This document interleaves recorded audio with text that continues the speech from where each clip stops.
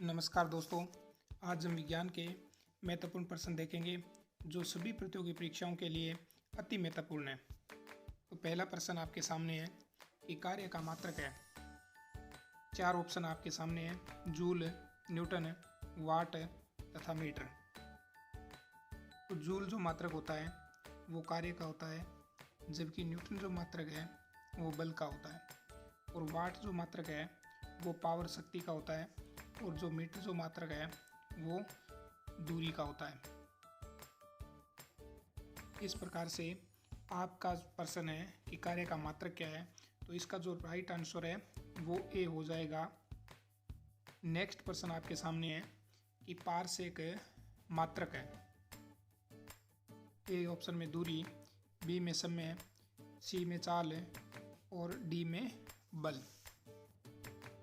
तो एक पारसेक का जो मान होता है वो 3 × 10⁻16 मीटर होता है, और मीटर जो है वो दूरी का मात्रक होता है। इसका मतलब ये हुआ कि जो पारसेक है वो दूरी का मात्रक होगा। तो बड़ी दूरियों का मापन करते समय पास्कल, प्रकाश वर्ष जैसे मात्रकों का उपयोग किया जाता है। तो पारसेक है वो दूरी का मात्रक होगा। समय का जो मात्रक है वो सेकंड होता है, जबकि बल का जो मात्रक है वो न्यूटन होता है, और चाल का जो मात्रक है वो मीटर प्रति सेकंड होता है। नेक्स्ट प्रश्न आपके सामने है कि विद्युत धारा की उपस्थिति जांचने वाला उपकरण है। 4 ऑप्शन है: बोरोमीटर, एमीटर, गैल्वेनोमीटर और थर्मामीटर। तो जो बैरोमीटर है वो वायुमंडलीय दाब का मापन करने वाला एक यंत्र होता है, तो इसके द्वारा वायुमंडलीय दाब को मापा जाता है। जबकि एमीटर जो है उसके द्वारा धारा का मापन किया जाता है। ये परिपथ में धारा का मान बताता है, 1 एम्पियर, 2 एम्पियर, 3 एम्पियर, इस प्रकार से। जबकि जो गैल्वेनोमीटर है वो धारा का सूचन करता है, परिपथ में धारा की उपस्थिति के बारे में हमें बताता है। और जो थर्मामीटर है वो तापमान का मान बताता है, यानी टेम्परेचर बताता है। तो इस प्रश्न के हिसाब से जो इसका राइट आंसर है वो सी हो जाएगा। नेक्स्ट प्रश्न आपके सामने है कि 1 हॉर्स पावर में कितने वाट होते हैं। तो जो वाट है वो शक्ति का मात्रक होता है, यानी पावर का मात्रक होता है। और विद्युत मोटर है जैसे उपकरणों के ऊपर है जो उनकी शक्ति लिखी होती है वो हॉर्स पावर में लिखा होता है, विशेष रूप से एचपी में। तो यहाँ पर 1 हॉर्स पावर का मतलब है, यानी 1 हॉर्स पावर बराबर 746 वाट होते हैं। तो इसका जो राइट आंसर है वो बी हो जाएगा। नेक्स्ट प्रश्न आपके सामने है कि पास्कल इकाई है तापमान की, प्रकाश की, ऊष्मा की या दाब की। तो जो पास्कल इकाई है वो दाब की इकाई होती है, इसलिए इसका जो राइट आंसर है वो सी हो जाएगा, यानी P बराबर F/A होता है। F का जो मात्रक है वो न्यूटन होता है, और जो A क्षेत्रफल है इसका मात्रक मीटर स्क्वायर होता है। तो 1 पास्कल है वो 1 न्यूटन प्रति मीटर स्क्वायर के बराबर होता है। नेक्स्ट प्रश्न आपके सामने है कि तेल का जो एक बैरल होता है वो कितने लीटर के बराबर होता है। कई बार अपने ये बैरल शब्द सुनने में आता है, तो ये जो है एक बैरल का मतलब होता है 159 लीटर के इक्वल होता है। तो जो इसका राइट आंसर है वो आपका सी हो जाएगा। नेक्स्ट प्रश्न आपके सामने है कि जो क्यूसेक है उसमें क्या मापा जाता है। जल की शुद्धता, जल की गहराई, जल की मात्रा या जल का बहाव। तो जो क्यूसेक है उसके द्वारा जल का बहाव नापा जाता है, इसलिए जो इसका राइट आंसर है वो डी हो जाएगा। नेक्स्ट प्रश्न आपके सामने है कि जो पायरोमीटर होता है उसमें इसका मापन किया जाता है, यानी पायरोमीटर द्वारा किस भौतिक राशि का मापन होता है। एक नंबर है दूध की शुद्धता। तो दूध की शुद्धता मापने वाला जो यंत्र है वो लैक्टोमीटर होता है, यानी लैक्टोमीटर। और वायु की जो गति है उसको जो मापने वाला यंत्र होता है वो एनीमोमीटर होता है। वायु की गति को एनीमोमीटर के द्वारा मापी जाती है, जबकि भूकंप की तीव्रता है वो सिस्मोग्राफ के द्वारा मापी जाती है। जबकि 1500 डिग्री से सेल्सियस से अधिक का जो टेम्परेचर है वो विशेष रूप से पायरोमीटर के द्वारा मापा जाता है। तो इसका जो राइट आंसर है वो डी। नेक्स्ट प्रश्न आपके सामने है कि झूठ का पता लगाने वाला यंत्र है वो किस नाम से जाना जाता है। 4 ऑप्शन आपके सामने है, सिस्मोग्राफ, एनीमोमीटर, पॉलीग्राफ और लैक्टोमीटर। तो जो सिस्मोग्राफ है इसके द्वारा भूकंप की तीव्रता का मापन किया जाता है, जबकि एनीमोमीटर के द्वारा वायु की गति का मापन किया जाता है। जबकि 3 नंबर ऑप्शन में आपके पास है पॉलीग्राफ है। पॉलीग्राफ के द्वारा झूठ का पता लगाया जाता है, जबकि लैक्टोमीटर के द्वारा दूध की शुद्धता मापने का काम किया जाता है। तो इस प्रश्न का जो राइट आंसर है वो आपका सी हो जाएगा। नेक्स्ट प्रश्न आपके सामने है कि प्रकाश वर्ष मात्रक होता है। बहुत इंपॉर्टेंट प्रश्न है ये, और बहुत सारे कंपटीशन एग्जाम में इसको पूछा जा चुका है। वर्ष सोच के हम इसका जो मात्रक है वो समय करते हैं, लेकिन समय इसका मात्रक नहीं होता। प्रकाश वर्ष है वो एक बड़ी दूरी का मात्रक होता है। बड़ी दूरियों का मापन इसके द्वारा किया जाता है, और एक प्रकाश वर्ष का जो मान होता है वो 9.46 इंटू 10⁻15 मीटर होता है।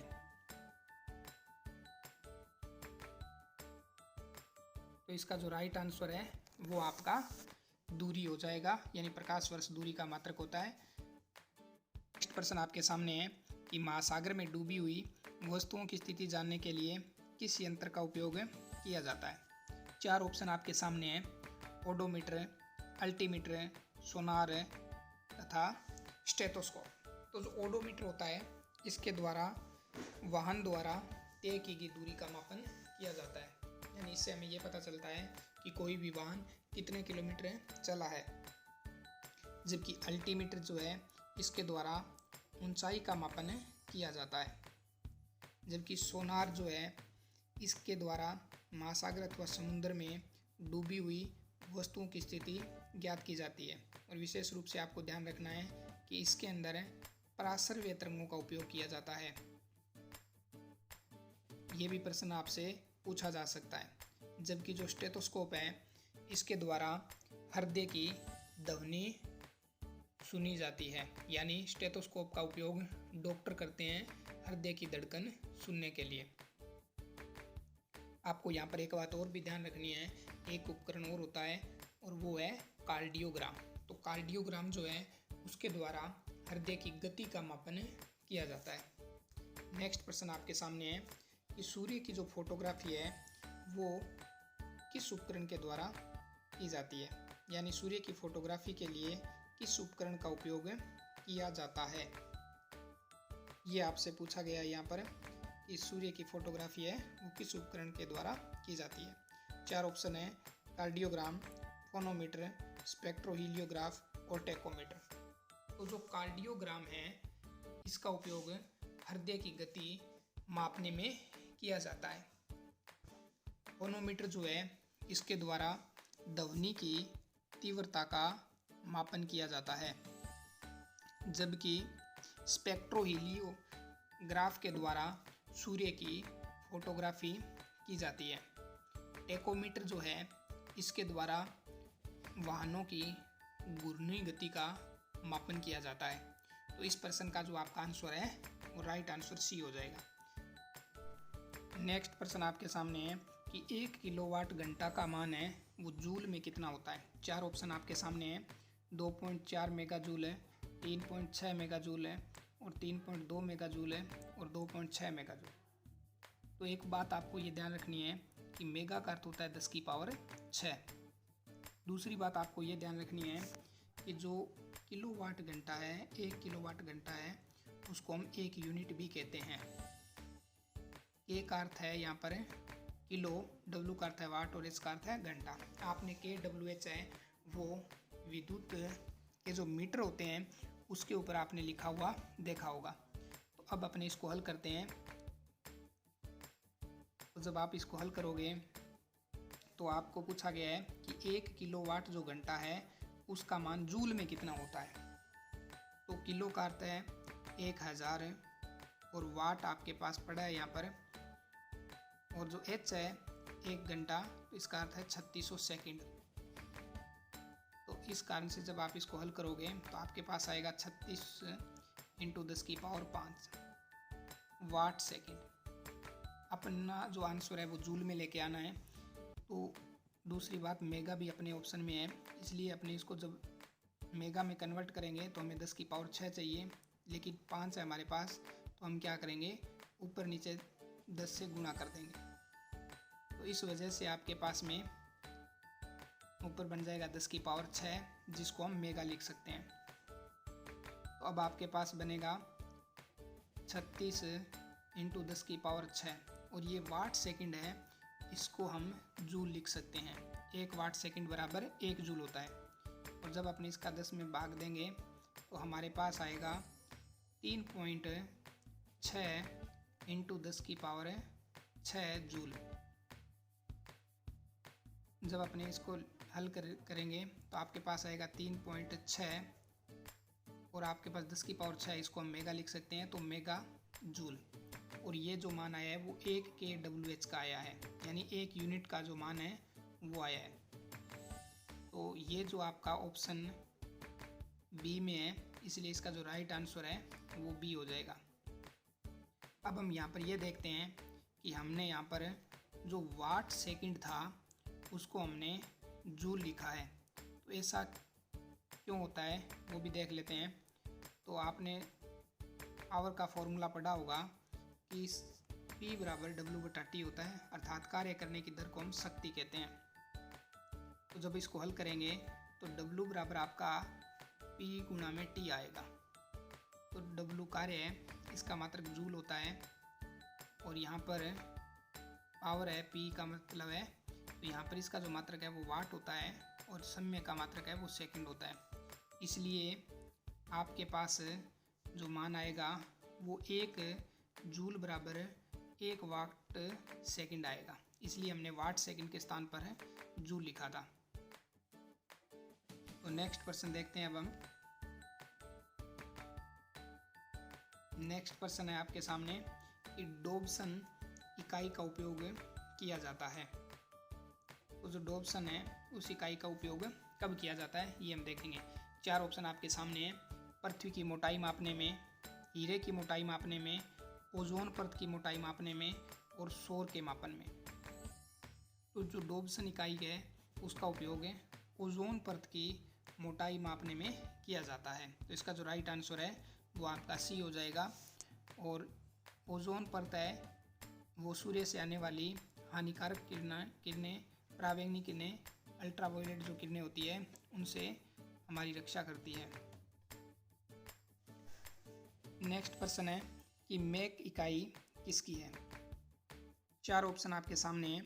दूरी मापन की इकाई है, समय मापन की इकाई है, अति तीव्र चाल मापन की इकाई है, या समुद्री जहाज की गति मापने की इकाई है। तो मैक जो है वो क्या होता है, सबसे पहले तो हम ये देखते हैं। तो एक मैक का जो मतलब है वो ये होता है कि किसी भी माध्यम में जो ध्वनि की चाल होती है, यानी किसी भी माध्यम में ध्वनि की चाल को हम एक मैक कहते हैं। और मैक जो है वो चाल मापने की इकाई है, यानी तीव्र गति से चलने वाले वाहनों की चाल है वो मैक में मापी जाती है। जैसे तीव्रगामी जो वायुयान होते हैं उनकी जो चाल है वो मैक में मापी जाती है। और किसी भी माध्यम में जो ध्वनि की चाल होती है उसको हम एक मैक कहते हैं। तो इसका जो राइट आंसर है वो आपका सी हो जाएगा। यहाँ पर आपको 2 बातें ये भी ध्यान रखनी है कि 1 मेक से जो ज़्यादा चाल होती है उसको हम सुपरसोनिक कहते हैं, और 5 मेक से अधिक चाल को हाइपरसोनिक कहा जाता है। नेक्स्ट प्रश्न आपके सामने है कि हर्ट्ज किसकी इकाई है। तो 4 ऑप्शन आपके सामने हैं। तरंगों की तीव्रता, तरंगों की स्पष्टता, और तरंगों की आवृत्ति, और तरंग दैर्ध्य यानी वेवलेंथ। तो हर्ट्ज, एक हर्ट्ज का जो मान होता है वो 1/सेकंड के बराबर होता है, और जो हर्ट्ज है वो आवृत्ति की एक इकाई होती है। इसलिए इसका जो राइट आंसर है वो आपका सी हो जाएगा। नेक्स्ट प्रश्न आपके सामने है कि ध्वनि की प्रबलता की इकाई क्या है। 4 ऑप्शन आपके सामने हैं। रदरफोर्ड, फैराडे, डेसिबल और हर्ट्ज। तो आपने हर्ट्ज तो पढ़ा ही है कि यह आवृत्ति की इकाई होती है। तो ध्वनि की प्रबलता की जो इकाई है वो डेसिबल में मापी जाती है, इसलिए इसका जो राइट आंसर है वो सी हो जाएगा। नेक्स्ट प्रश्न आपके सामने है कि जो हाइग्रोमीटर है वो क्या काम आता है। 4 ऑप्शन आपके सामने है। प्रकाश तीव्रता मापन में, गैसों का दाब मापने में, हवा की आर्द्रता मापने में, और भूकंप की तीव्रता मापने में। तो प्रकाश तीव्रता जो मापी जाती है वो लक्स मीटर के द्वारा मापी जाती है, यानी लक्स मीटर जो उपकरण होता है उसके द्वारा प्रकाश की तीव्रता मापी जाती है। गैसों का जो दाब है वो मैनोमीटर के द्वारा मापा जाता है, यानी गैसों का जो दाब है उसको मैनोमीटर के द्वारा मापा जाता है। जबकि हवा की जो आर्द्रता है उसको हाइग्रोमीटर के द्वारा मापा जाता है। जबकि भूकंप की जो तीव्रता है उसको सिस्मोग्राफ के द्वारा मापा जाता है। तो इस प्रश्न का जो राइट आंसर है वो आपका सी हो जाएगा। नेक्स्ट प्रश्न आपके सामने है कि जो विद्युत आवेश है उसका क्या मात्रक होता है। 4 ऑप्शन आपके सामने हैं। ओम, वोल्ट, कूलाम और एम्पियर।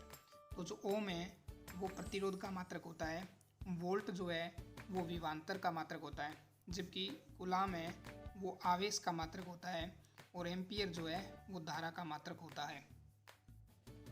इसलिए इस प्रश्न का जो राइट आंसर है वो आपका सी हो जाएगा। नेक्स्ट प्रश्न आपके सामने है कि पदार्थ की मात्रा का एसआई मात्रक क्या होता है।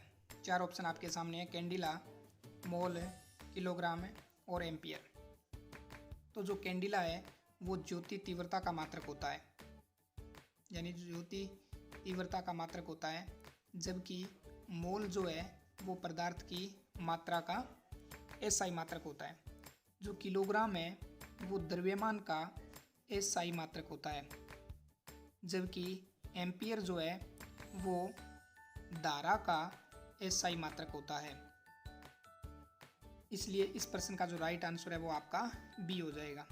अब आपको एक बात और ध्यान रखनी है कि जो 1960 के अंदर अंतर्राष्ट्रीय मापतोल अधिवेशन था उसके अंदर एसआई पद्धति को सर्वमान्य मान लिया गया था, और इसके अंतर्गत 7 मूल राशियां आती हैं, और उन 7 में से 4 राशियां इस प्रश्न के अंदर है। एक ज्योति तीव्रता, दूसरी पदार्थ की मात्रा, तीसरी द्रव्यमान और चौथी धारा। इसके अलावा 3 राशियां और है वो भी आपको ध्यान रखनी चाहिए। तो उसमें से एक राशि होती है समय, जिसका मात्रक है वो सेकंड होता है, यानी एसआई पद्धति में इसका जो मात्रक है वो सेकंड होता है। दूसरी जो राशि है वो है दूरी या लंबाई, तो इसका जो मात्रक होता है वो मीटर होता है एसआई पद्धति में। इसके अलावा एक राशि जो है वो और है, और वो है ताप, जो है एसआई पद्धति में इसका जो मात्रक है वो होता है केल्विन। तो इस प्रकार से ये 7 जो राशियाँ हैं वो एसआई पद्धति में मूल राशियाँ मानी जाती है।